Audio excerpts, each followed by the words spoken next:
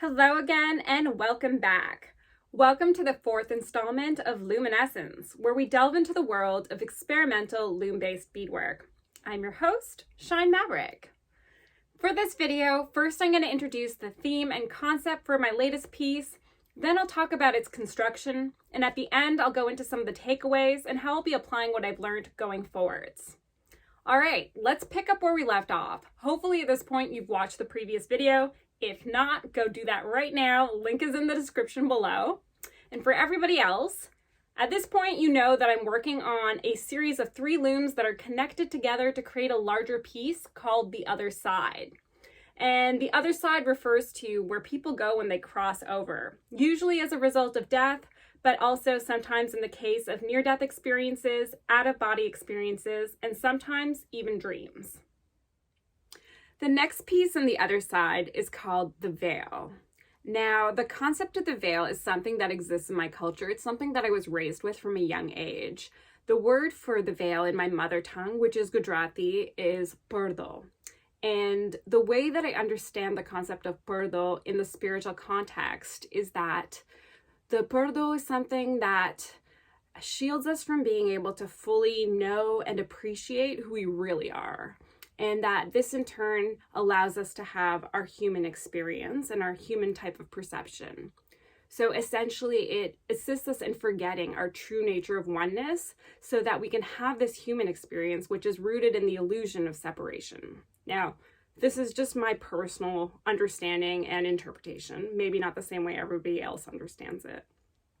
All right, so in terms of the piece, the other side, the veil is representing the barrier that exists between our everyday, awake, alive human experience and our experience on the other side where we cross over and we come into our fuller knowing and understanding of who we really are.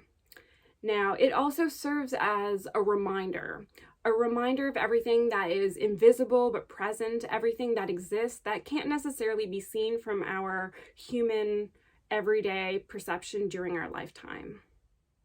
Now let's talk about how this relates to death and near-death experiences. My belief as I grew up was that when you're on the other side, when you cross over, the veil is lifted. Maybe not entirely, but at least partially, depending on the progression of your soul and your consciousness. And so as a result of the veil being lifted, you have access to these other types of experiences and perspective, knowledge, understanding, emotions that are normally inhibited during your experience as a human being.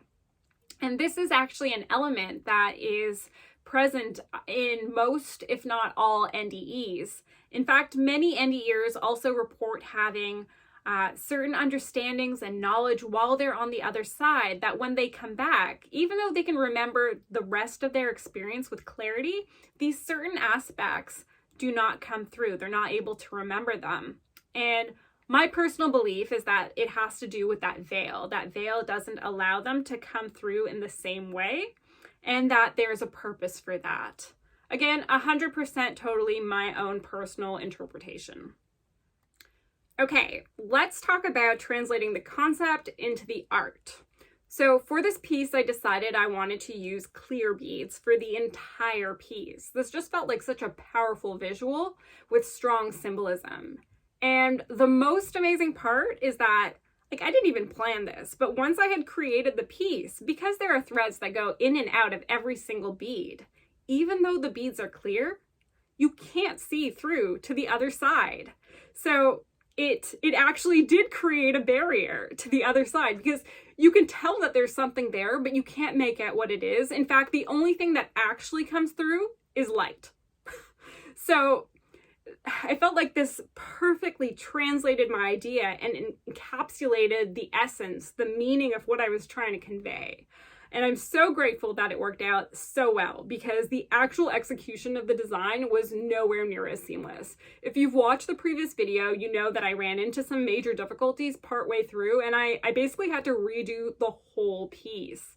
So I'm not going to rehash everything that went wrong and why it went wrong, but I will talk a little bit about how I was able to pivot from the last piece I created, the void, and go into my second attempt at the veil, which was successful, by the way, thank goodness. During my first and failed attempt at the veil, it became clear that I had to use larger anchor beads to create more space between my warp threads when I was making a loom that had sides that were not parallel and were on an angle. So the first thing that I did with my second attempt is I took measurements. I measured the wood, I measured the angle of the wood, and then I did some calculations to determine if I could use the same larger anchor beads that I had used with the void for this second attempt at the veil. And very conveniently, the answer was yes. So now along the way, at some point, I had already removed everything from my first attempt. So I had taken out the warp threads, I had taken out the anchor beads, and now it was time to reattach these larger anchor beads and give it another go. So that's what I did. And then I threaded all those warp threads back on. And again, I used one single thread for all the warp threads. So it takes a little bit of extra time because you have to work with a really long thread. So once all of that was done, now it was my moment of truth. It was time to see if that first row of beads actually fit on the loom. And fortunately, it did fit. So that was a big relief and also a moment of great satisfaction. In terms of the weaving pattern, I started in the center of the piece and I worked my way out towards either side. And once the midsection was complete, then because of the loom being on an angle, my rows were going to get progressively shorter as I worked my way up to the corners. So normally in a situation like this, the easiest way to do that would be to start on the open end of the loom and start my row there and then sew my beads on going down and then come back up through them, start the next row. I could make it a little shorter, go back up, and so forth. But because of the irregular shape of my loom and the size of the branches, it was really hard for me to get my needle into the little places where it needed to go. And so when I changed threads, I ended up having to reverse directions, which meant that I started my rows on the frame. And once I went up and came back down, I would need to sew through 2 or 3 of those beads before starting my next shorter row. And I was able to do that pretty easily. And I just followed this pattern until the piece was complete. And I guess now I should show you the piece. Well, here it is.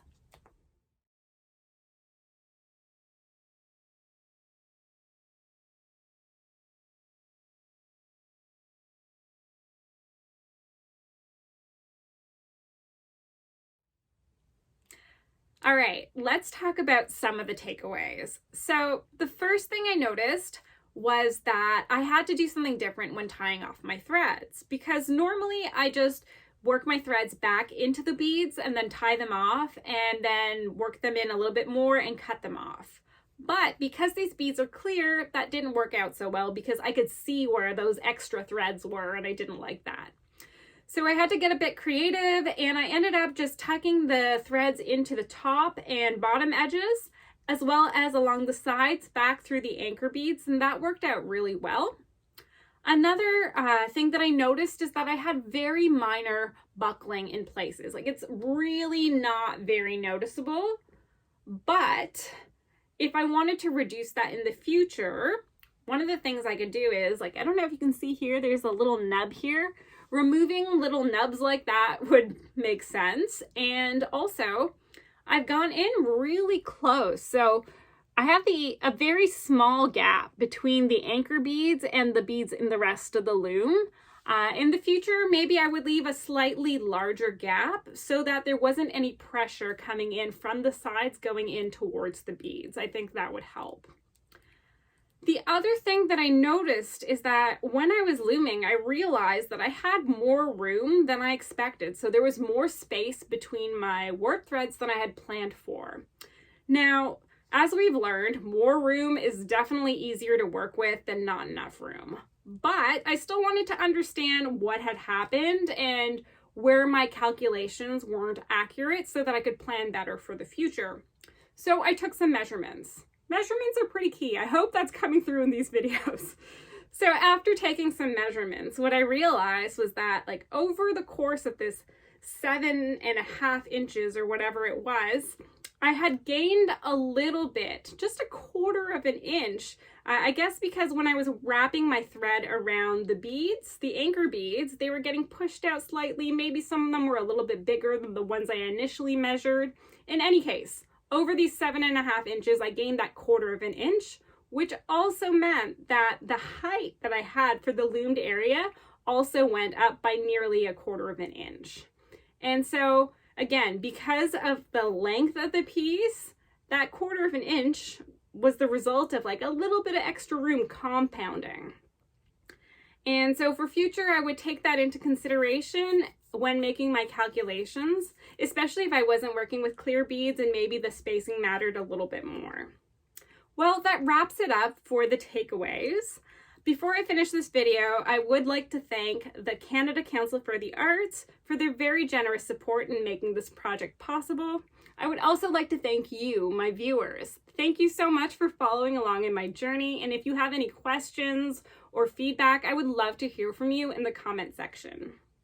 All right, thanks for watching, and don't forget to like, share, and subscribe so you don't miss the next installment. Until the next time, bye.